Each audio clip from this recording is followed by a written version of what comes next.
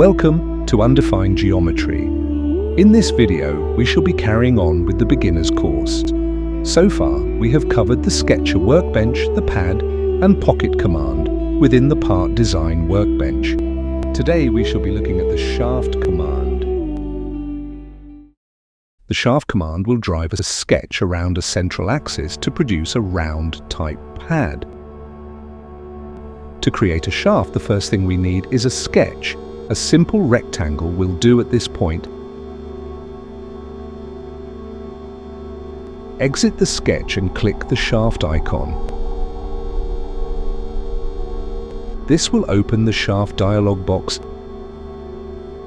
In this box, we can control the rotation of the shaft and pick the axis and the sketch. Once the sketch is produced, we can pick or define an axis.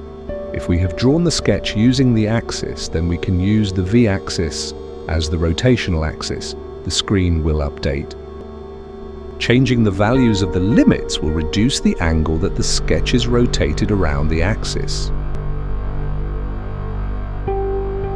We can also change the sketch after the shaft has been created by double-clicking on the sketch icon in the tree, or by double-clicking the shaft icon in the tree and selecting the profile.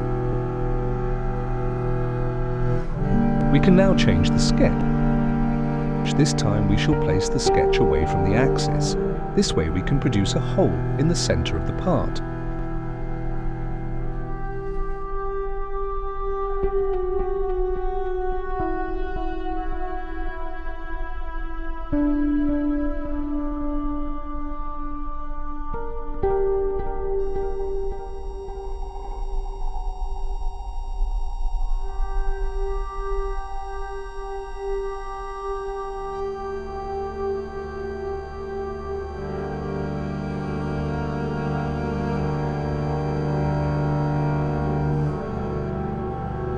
Because we changed the profile, we will have to reselect the rotational axis.